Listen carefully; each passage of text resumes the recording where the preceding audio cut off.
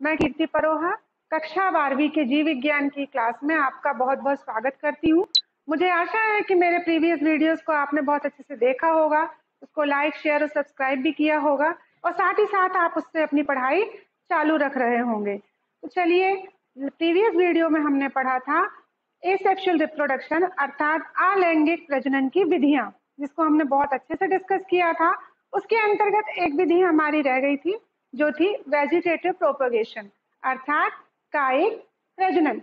कायिक प्रजनन को अब हम इस वीडियो में डिस्कस करेंगे, वेजिटेटिव प्रोपगेशन। तो let us discuss about vegetative propagation अर्थात पौधे के किसी भी अंग द्वारा एक नए पौधे को प्राप्त करना कायिक प्रजनन की विधि के अंतर्गत आता है। हम सबको बहुत अच्छे से मालूम है कि जो प्लांट के पार्ट हैं उसमें से मेन जो पार्ट है वो है रूट अर्थात जड़, स्टेम यानी तना, लीफ यानी पत्ती। तो इन तीनों के द्वारा एक नए पौधे की जो प्राप्ति है वो विधि जो है अलैंगिक जनन की, वो है वेजिटेटिव प्रोपगेशन।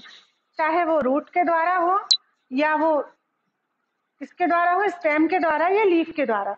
तो चलिए अब हम आगे पढ़ने जा रहे हैं अलैंगिक प्रजनन की विधि कायिक प्रवर्धन। कायिक जनन, बच्चों कायिक जनन किसे कहेंगे? बिल्कुल सरल परिभाषा हो जाएगी, मात्र पादप के कायिक अंगों द्वारा नए पादपों का पुनर्जनन कायिक जनन अथवा कायिक प्रवर्धन कहलाता है। परिभाषा से बिल्कुल स्पष्ट है, मात्र पादप, पहली बात। दूसरा, उसके कायिक अंग जितने वेजिटेटिव पार्ट्स हैं उसके, वो नए पादपों का पुनर्जनन, दोबारा नए पौधे प्राप्त करना क्या कहलाएगा? कायिक जनन अथवा कायिक प्रवर्धन कहलाएगा।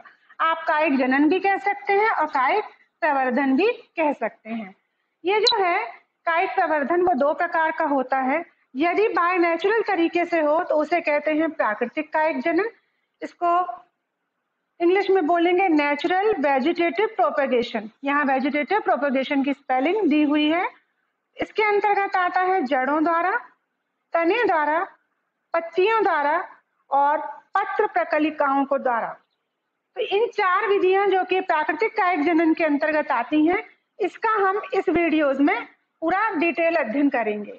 दूसरा आता है जब मनुष्य के द्वारा किया जाता है, सेलेक्टिव रूप से किया जाता है, तो उसे कृत्रिम कायिक जनन कहते हैं या आर्टिफिशियल वेजिटेटिव प्रोपगेशन कहते हैं।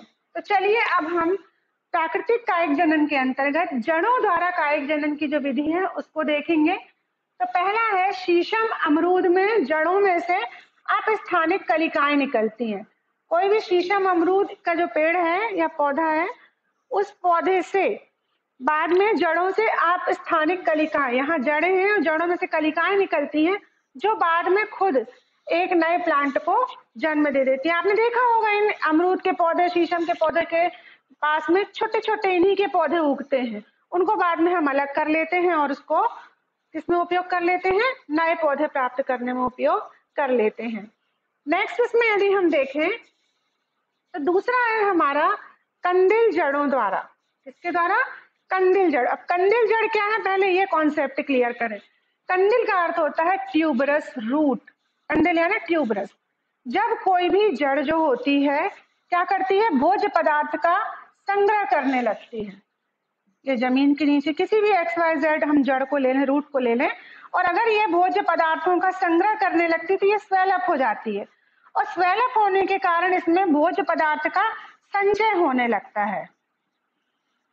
भोजन संचय, भोजन संचय की ये क्रिया चालू हो जाती है और वो रूट जो होती है वो क्या बन जाती है? ट्यूबरस रूट बन जाती है। इसको बिल्कुल आपको कॉन्सेप्ट ध्यान रखना है बायोलॉजी में। ऐसा नहीं कि हमने बोला और आपने रट लिया, बिल्कुल नहीं। पहले आप समझो कंदिल, what is the mean by कंदिल और what is the mean by tuberous. तो कंदिल और ट्यूबरस का अगर कॉन्सेप्ट आपको क्लियर हो गया तो आप इसका डिटेल डिस्क्रिप्शन आसानी से कर सकते हैं। तो ये हो गया कंदिल जड़ों द्वारा नए पौधे को प्राप्त करना। इसका उदाहरण देखा हमने शकरकंद, शतावर, डहेलिया। यहाँ पर भी हम देख रहे हैं, आप चित्र में देख रहे होंगे स्पष्ट रूप से कि ये जड़ है और इसने क्या कर लिया? बहुत सारा फूड स्टोर कर लिया है अपने अंदर। और ये फूड स्टोर क्यों करती है, कुछ पौधों की प्रकृति ऐसी क्यों होती है? वो इसलिए होती है बेटा, यदि कोई प्लांट प्रतिकूल परिस्थितियों में भी रहे, प्रतिकूल परिस्थितियों में भी कोई भी प्लांट जो है वो क्या करता है, इन भोज्य पदार्थ जो कि इनकी जड़ों के अंतर्गत संचित किया गया है, उस भोज्य पदार्थ को उपयोग करके वो अपना क्या कर सकता है, जीवन से संघर्ष कर सकता है और बच सकता है। चलिए नेक्स्ट उसमें देखते हैं की विधि हम देख चुके। चलिए अब हम देखेंगे तनों द्वारा कायिक प्रजनन कैसे करना है या कैसे होता है। तनों द्वारा बायोस्टेम, इसमें दो प्रकार से होता है। पहला है अर्धवायवी तनों द्वारा, यानी सब एरियल स्टेम के द्वारा। अर्धवायवी मतलब जो जमीन के ऊपर हल्के से ऐसे अर्धवायवी कंडीशन में लटके रहते हैं, चलते रहते हैं, उसको अर्धवायवी अवस्था कहा जाता है। तो इसके अंतर्गत आता है पहला रनर यानी ऊपरी भूस्तरी, दूसरा सकर्स यानी अंतः भूस्तरी।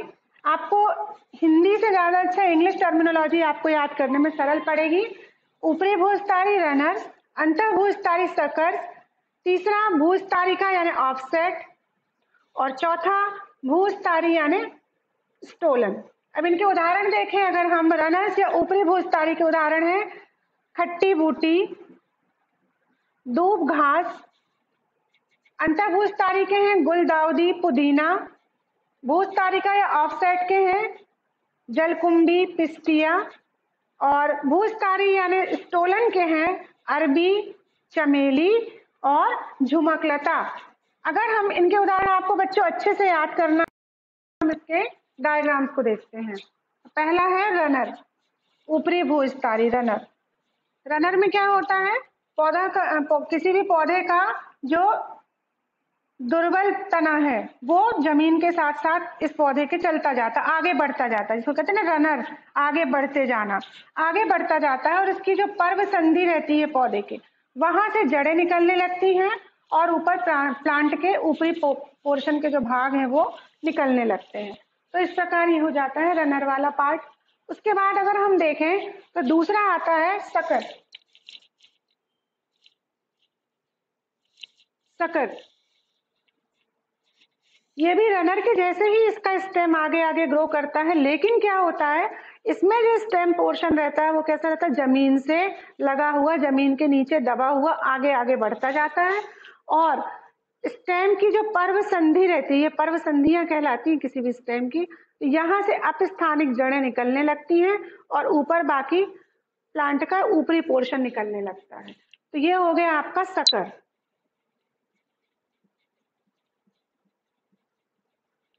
सकर के बाद अब हम देखें स्टोलन। स्टोलन पार्ट भी क्या होता है, भूमि के साथ चलता है, लेकिन सबसे पहले इसकी पर्व संधियों में क्या होता है, अपस्थानिक जड़ें निकलती हैं जैसे अरबी, चमेली में और झुमकलता में। और इसके बाद बाद में इसका वायवी पार्ट जो रहता है, एरियल पोर्शन जो रहता है, वो जाकर के एक नए प्लांट के रूप में परिवर्तित हो जाता है।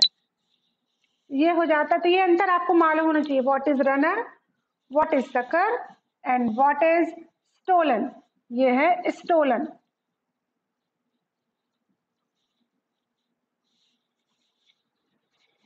तो मैं करेक्ट करती हूँ स्पेलिंग को, stolen।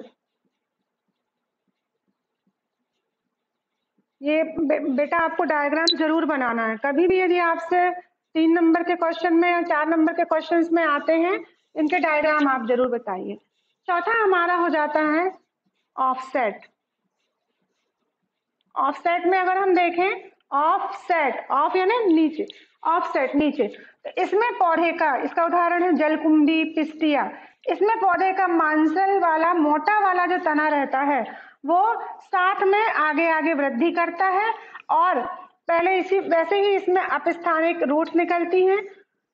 आपको मालूम है जलीय पौधों की जो रूट्स है वो बहुत लंबी और वैसी नहीं होती, हल्की होती है, कम मात्रा में होती है, क्योंकि इनको जल से ही अपने मिनरल्स और सब प्राप्त करना रहते हैं, खनिज लवण। तो यहाँ से फिर बाद में इसका ऊपर मोटा वाला जो पोर्शन है, लीफी पार्ट जो है, वो आगे बढ़ता जाता है। तो इस प्रकार से आपको डायग्राम्स की प्रैक्टिस भी करना है। उदाहरण है जलकुंभी और पिस्तिया। अब हम देखते हैं, ये तो हो गया हमारा अर्ध भूमिगत तने के उदाहरण के द्वारा। अब हम देखते हैं इसका दूसरा भूमिगत तने द्वारा। भूमिगत तनों की बात अगर हम करें तो ये इसके अंतर्गत आता है प्रकंद या राइजोम। उदाहरण है अदरक और हल्दी। दूसरा है घनकंद। उदाहरण है जिमीकंद, अरबी और बंडा। तीसरा है कंद या ट्यूबर, उसका उदाहरण है आलू। चौथा है शल्ककंद, उसका उदाहरण है प्याज, लहसुन और लिली। लेकिन बेटा हमको यहाँ ऐसा है कि 11वीं क्लास में आपने इनके बारे में अंतर जरूर समझा होगा। प्रकंद किसे कहते हैं, घनकंद किसे कहते हैं, ट्यूबर किसे कहते हैं और शल्ककंद किसे कहते हैं। चलिए इसको हम एक बार और इसका रिवाइज कर लेते हैं कि क्या अंतर होता है प्रकल्प, कल्प और ट्यूबर में। तो देखते हैं, पहला है राइजोम द्वारा। राइजोम प्रकंद के द्वारा,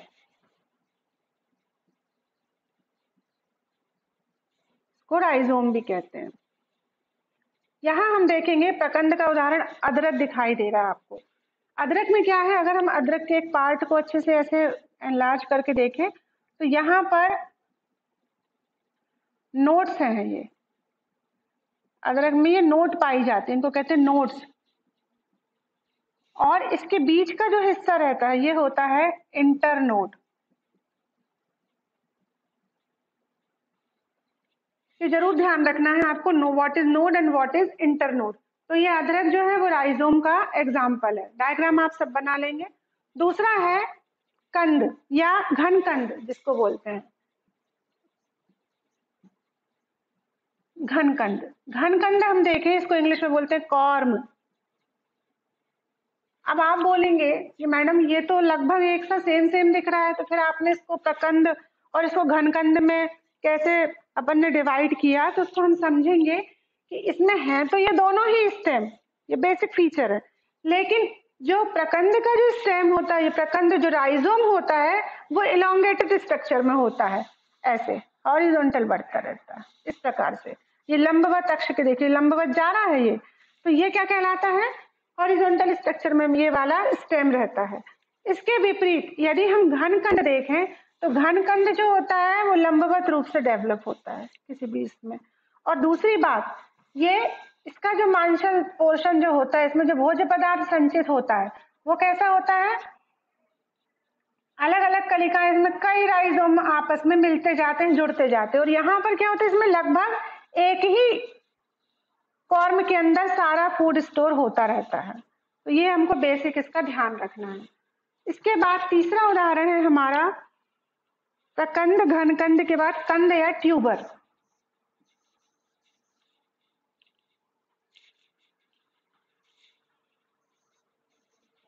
ट्यूबर या कंद का उदाहरण है इसका। कंद का उदाहरण है ये आलू। आलू में क्या होता है, पर्वसंधियां और आइस पाई जाती हैं। ये इनकी आंख, आपने देखा होगा घर में आलू रखे रहते हैं और उन आलुओं में क्या होता है, छोटे छोटे अंकुर से ऐसे बढ़ने लगते हैं। बाद में अगर इसको कट करके आप लगा दें तो आलू का एक नया पौधा हम विकसित कर लेते हैं। तो यह है ट्यूबर का उदाहरण। इसके बाद आता है हमारा बल्ब।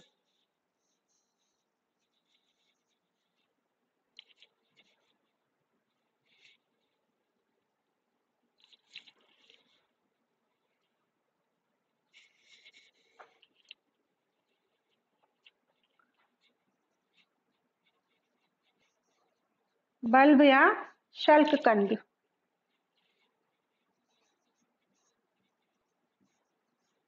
शल्ककंद, इसका उदाहरण बताइए आप लोग, बहुत घर में बहुत अच्छे से मौजूद है। यदि प्याज, लहसुन, लिली, इनके जो रहते हैं रूट वाले पार्ट, ये स्वेलअप हो जाते हैं और शल्क यानी छिलके, छिलके पतले पतले से शल्क टाइप के इसमें आवरण उपस्थित हो जाता है। ये बहुत सारे शल्क मिलकर के एक बल्ब बना लेते हैं। तो ये शल्ककंद जो है, जैसे प्याज है, लहसुन है, लिली है, इनमें क्या होता है, इनका रूट पार्ट छोटा हो जाता है, स्टेम पार्ट और छोटा हो जाता है, नीचे इसके अपस्थानिक जड़ें निकलने लगती हैं और इससे भी क्या होता है, नए पौधे का जन्म होता है। तो ये था बच्चों आपका तनों द्वारा कायिक प्रजनन की विधियां। और अब हम देखेंगे पत्तियों द्वारा, जड़ों द्वारा और तनों द्वारा कैसे कायिक प्रवर्धन करें उसको देखा। और अब हम देखेंगे पत्तियों द्वारा, बाय लीव्स, पत्तियों द्वारा हम किस प्रकार से कायिक प्रवर्धन की विधि प्राकृतिक ढंग से देख सकते हैं। इसका उदाहरण है अजूबा या ब्रायोफिलम बिगोनिया, ये मुख्य है। ब्रायोफिलम की पत्ती आप सबने बहुत अच्छे से देखी होगी। तो इसमें क्या होता है, ये है ब्रायोफिलम की पत्ती, और इसमें अगर हम देखें तो अनेक छोटी छोटी ऐसी खांच बनी होती है इस पत्ती का, इंटरनोड्स बोलते हैं जिनको। और यहाँ पर हर एक खांच पर रूट और छोटे छोटे पत्तियां इसी की निकलने लगती हैं, जो कि बाद में अलग होकर के, मात्र पौधे से अलग होकर के एक नए पौधे को जन्म देती हैं।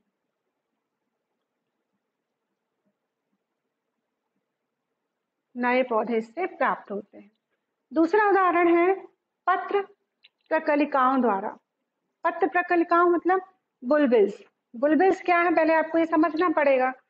अगर हम किसी प्लांट की लीव को देखें, हर किसी प्लांट में नहीं होती, कुछ स्पेसिफिक प्लांट्स में ये पाई जाती हैं बुलबिल्स।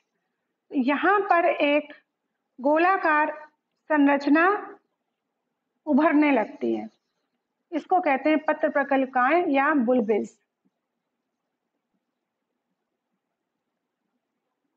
बुलबिल्स, इसका उदाहरण है खट्टी बूटी और रतालू। ये इनकी पत्र प्रकलिकाओं से ही नए पौधे हम प्राप्त कर सकते हैं। अब देखते हैं हम प्राकृतिक, पहले हम इसके डायग्राम देखें।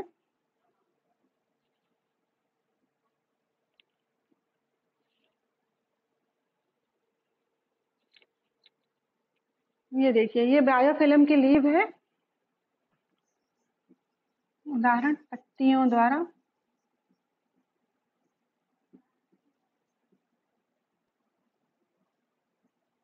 ये ब्रायोफिलम की लीव आपको यहाँ पे दिखाई जा रही है बच्चों, और इनकी जो इंटरनोड जो खांचे हैं वहां पर बड्स ऑन जो लीव है वो यहाँ पर नई पौधे की नई शाखाएं, नई कलिकाएं उभरने लगती हैं, और बाद में ये जो उत्तरी पौधा है ये ग्रो करके एक नए प्लांट को जन्म दे देता है। आपको इसके डायग्राम्स बहुत अच्छे से बनाना है कॉपी में, बिना डायग्राम्स के आपको समझ में नहीं आएगा। इसके बाद हमने एक बताया था पत्र प्रकलिकाओं द्वारा। पत्र प्रकलिकाओं द्वारा का उदाहरण बताया था खट्टी बूटी और रतालू में। तो आप यहाँ देख रहे हैं ये पत्तियां हैं पौधे की, किसी प्लांट की, और यहाँ पर बुलबिल यानी प्रकलिकाएं डेवलप हो रही हैं। बाद में ये अलग होकर के एक नए प्लांट को जन्म दे देती हैं। इस प्रकार